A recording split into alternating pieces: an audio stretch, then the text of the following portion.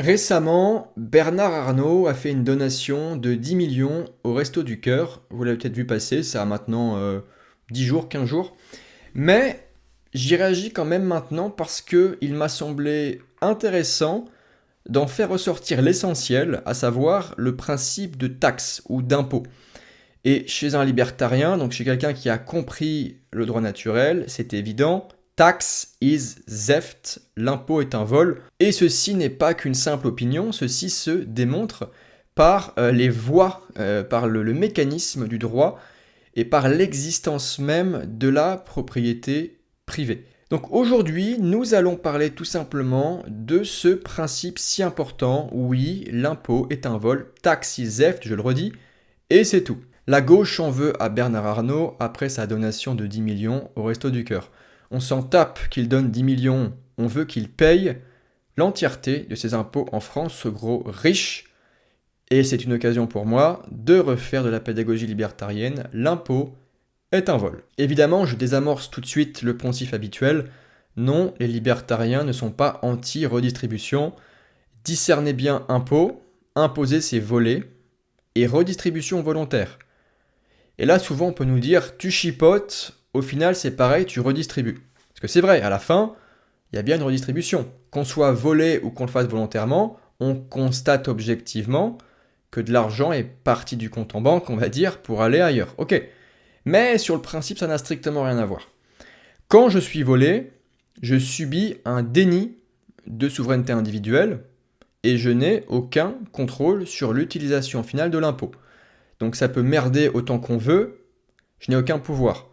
On peut autant critiquer l'impôt et on va dire leur consommation, la façon dont ils sont utilisés, mais vous n'avez aucun foutu pouvoir. Que voulez-vous faire? Que voulez-vous dire? Vous ne faites que mouliner. C'est un coup d'épée dans l'eau. Ça n'a aucun effet. D'accord? Je ne suis jamais consulté ni respecté. Mon droit de propriété, qu'on appellera DP pour la vidéo, ça va plus vite, est bafoué. Ça, c'est une première chose et c'est absolument capital. C'est le paradigme, littéralement, de la déshumanisation, du déni de propriété privée, celui qu'on subit actuellement. Pourtant, rappelez-vous, hein, tout homme se possède lui-même. Il n'y a pas d'homme qui ait propriété sur un autre. Tout homme peut agir librement. Tout homme peut travailler, accumuler du capital et ainsi étendre ses propriétés légitimement. Mais pourtant, il va être volé. Quand bien même on reconnaît que tout homme est souverain, quand bien même on solidifie encore la chose, par exemple en passant par l'éthique de l'argumentation de Hoppe, éthique de l'argumentation, rappelez-vous, dès que vous entrez dans l'argumentation, quand bien même vous tenteriez de réfuter le droit naturel, ou ici le droit de propriété, c'est pareil, hein, c'est des synonymes, quand bien même vous tenteriez une réfutation, cela suppose d'entrer en argumentation. Et donc quand on entre en argumentation avec l'autre, on est en train de le respecter. On est en train de lui montrer implicitement qu'on préfère la civilité, qu'on préfère l'humanité, qu'on préfère le respect, la tolérance, la discussion, l'argumentation. Tout ça est à peu près équivalent ici, plutôt que l'agression. Donc ce cadre argumentatif, cette démonstration implicite de préférence de civilité montre bien, empiriquement à travers l'humanité, à travers l'histoire, à travers les âges, que les hommes ont adopté massivement le droit naturel, la propriété privée. Hein, si les hommes n'avaient jamais adopté cela, certainement ne serait-il plus du tout ici. Certainement serions-nous tous morts, ou quasiment tous morts, parce que la guerre aurait gagné l'humanité de façon massive, globale, vraiment, sur tout le globe, et depuis très longtemps. Donc le fait que nous soyons ici pour en parler est on va dire un très bon indice du fait que le droit naturel a été adopté et ensuite théorisé de plus en plus. C'est pour ça qu'on parle de droit de propriété aussi. La propriété étant une matérialisation du droit naturel, étant une incarnation, étant la logique de contrat, étant la mise en mouvement. Ok? Mais tout ça est très proche. Et si ces choses existent, si on les démontre, et je vous invite à lire pour ça Rothbard et Hoppe, c'est bien que par symétrie, le fait de les violer est un problème en soi, est une agression en soi. A l'inverse, quand je redistribue volontairement, je suis respecté dans ma souveraineté individuelle. Ce n'est pas une petite chose, c'est la différence entre humanisation et déshumanisation. Je suis consentant et mon droit de propriété est donc respecté. Notre époque qui parle tellement du consentement, notamment dans l'acte sexuel, ce qui est une excellente chose bien sûr, devrait aussi se mettre à la page concernant la propriété privée. C'est exactement la même chose. Le viol physique est une chose monstrueuse. Le viol de propriété sous l'angle matériel, donc ici par exemple avec l'impôt, puisque c'est le sujet, est une chose monstrueuse aussi. Ceci n'est jamais souligné, parce que les gens ont acquis comme normal le fait d'être volés. Parce que pour les gens, quelque part, ils ne sont pas volés et ils participent au bien commun. Je le sais bien, je vais y revenir. Mais ça n'est pas le bien commun. On va le montrer aussi par la suite. Donc dans ce paradigme-là, mon droit de propriété est respecté. J'ai littéralement été consulté. J'ai pu enclencher le mécanisme de négociation, le mécanisme de consentement. Et je peux me retirer. D'accord? Je peux me retirer. D'ailleurs, ça, je le dis un petit peu après. Donc, je dis que ça permet une immense souplesse, évidemment, puisque vous auriez la possibilité de mettre en mouvement une infinité, en tout cas plusieurs contrats, on va dire, plusieurs contrats différents. On pourrait parfaitement imaginer que vous pourriez redistribuer pour certaines choses et pas pour d'autres. Exemple, certaines prestations sociales pour certaines personnes pourraient cesser d'exister, n'est-ce pas? Et à l'inverse, il y aurait des choses qui seraient certainement mutualisées parce que les gens considéreraient qu'ils ont tout intérêt à se serrer les coudes, à participer chacun à certains services. Exemple, la santé. Exemple, la sécurité. Exemple, la justice. Et plus loin, ce que j'inscris, c'est que nous pouvons donc cesser la redistribution.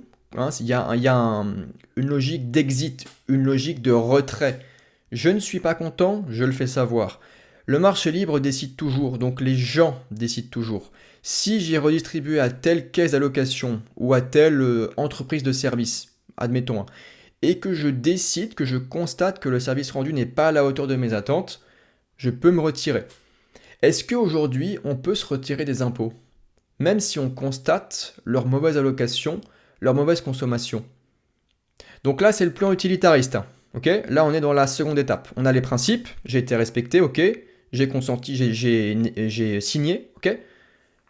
Utilitarisme maintenant, deuxième étape. Est-ce que je constate que cet impôt a été consommé à la hauteur de mes attentes? Si oui, on peut imaginer que je reste dans le contrat en cours. Sinon, je dois pouvoir en sortir. Puis-je en faire autant aujourd'hui? La réponse est non, évidemment. La réponse est non. Donc on voit bien, on constate objectivement, ceci n'est pas une opinion. Ceci vient d'être démontré. On constate objectivement qu'aujourd'hui, nous ne sommes pas dans le paradigme du consentement, du respect de la propriété privée. Donc c'est ce que je dis un peu plus loin, si un acteur économique déçoit sur le marché, il sera vite remplacé par un autre qui fera un travail de meilleure qualité.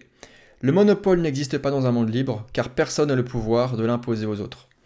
Voilà ce qu'est un modèle humain efficient.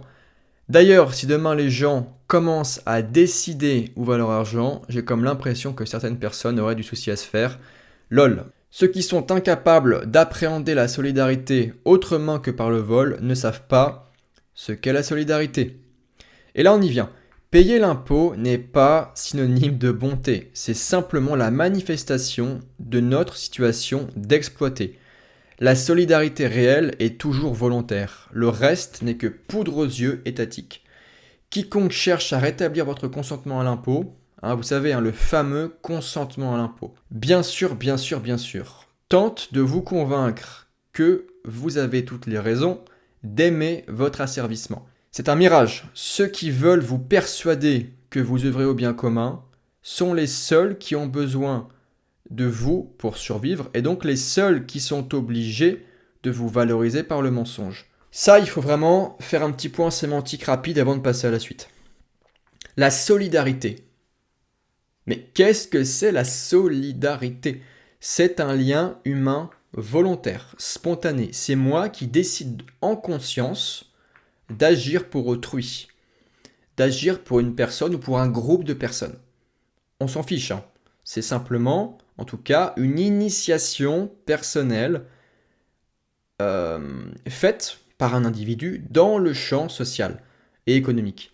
Ça n'est pas l'impôt. Comment pouvez-vous parler de solidarité ou d'effort national ou de bien commun ou d'intérêt général quand vous êtes nié? On n'est plus du tout en train d'évoluer dans le même monde quand on est dans la propriété privée et quand on est dans l'absence de propriété privée. Ce sont des mondes antagonistes.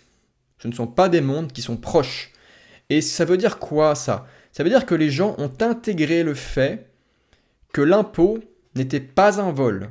On est vraiment dans Orwell, hein. Le sens des mots est inversé.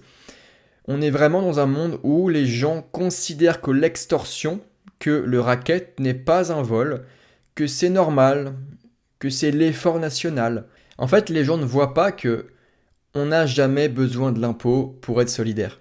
Les gens ne voient pas que tout ce qui est nécessaire à nos vies, la police, la santé, la justice, les routes, n'est-ce pas, les fameuses routes, émergerait par des services naturellement sur le marché, existerait plutôt, hein, par l'émergence de services. Voilà, c'est mieux dit comme ça.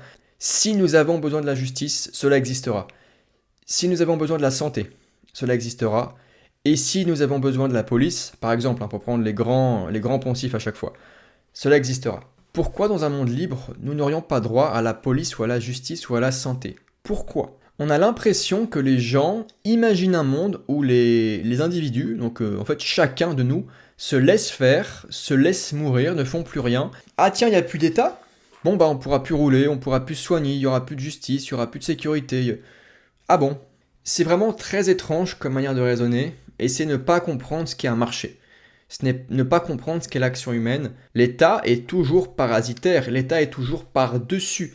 L'État n'est pas en dessous, l'État n'est pas créateur, l'État est usurpateur. Ça, ce retournement des définitions, cette non-compréhension fondamentale de ce qu'est l'action humaine provient de la propagande étatique. C'est parce que vous n'avez pas compris, vous n'avez pas appris, et moi non plus, hein. Moi ça a 2 ans hein, cette compréhension, c'est pour vous dire. Vous n'avez pas compris ce qu'était une logique de service, ce qu'était un marché, ce qu'était l'économie, et au contraire vous avez pris pour acquis le fait que l'État était un pourvoyeur, était un créateur, était quelqu'un, une entité magique qui mettait en mouvement des choses. Non, nous, hommes, mettons en mouvement des choses, par-dessus, l'État vient se greffer. Et si jamais un service n'existe plus une fois que l'État disparaît, admettons, c'est que ce service était artificiel.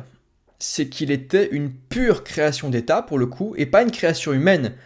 C'est qu'il était un concept, c'est qu'il était une utilisation, une manifestation non naturelle, dont l'humanité pouvait se passer, et par conséquent, l'avènement de la liberté l'aura balayé. Donc si quoi que ce soit doit exister, d'autres hommes se proposeront, entameront négociations, logique de service s'articulera, certains feront des profits, d'autres s'enrichiront par les services rendus. J'étais un peu long sur ça, mais c'est capital. C'est vraiment trop important pour être balayé comme ça. Non, la logique de service est au cœur de la société de droit privé. Bon, et vers la fin, je précise que rien ne changera sans en parler, sans cette conscientisation de ce problème de fond.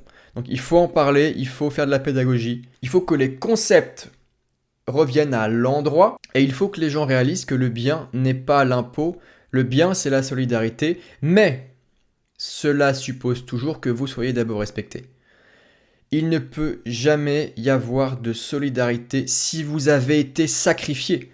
N'acceptez pas votre sacrifice individuel, n'acceptez pas d'être un bouc émissaire. Si vous l'êtes, vous n'êtes plus en train de réaliser un bien. Comment pourrait-il être bénéfique que chaque individu se sacrifie?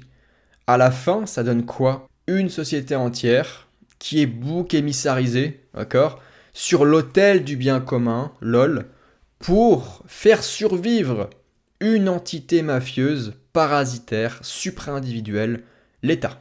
Voilà, on va s'arrêter là pour aujourd'hui. J'espère que cette petite vidéo sur l'impôt vous aura plu, que tous les concepts seront passés, qu'ils auront été remis clac à l'endroit. En tout cas, si j'ai été clair et que la vidéo vous a plu, je vous invite à me le faire savoir avec un pouce vers le haut. Pensez aussi à vous abonner pour ne pas manquer les prochaines vidéos. Pensez aussi à jeter un coup d'œil à la description de la vidéo. Vous retrouverez mon carnet et donc mon blog et donc l'endroit où sont disséminés tous mes articles, dont celui du jour.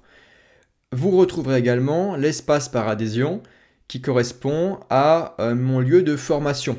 D'accord? Libertarien, anarcap, pro-liberté, on appelle ça comme on veut. Et donc si vous souhaitez vous former au concept libertarien, comprendre la liberté et vous cultiver sur un plan philosophique, rejoignez tout simplement l'académie. 3 niveaux d'adhésion sont à votre disposition et tout est encore une fois en description. Voilà, merci encore pour votre écoute, votre fidélité et moi je vous dis à la prochaine.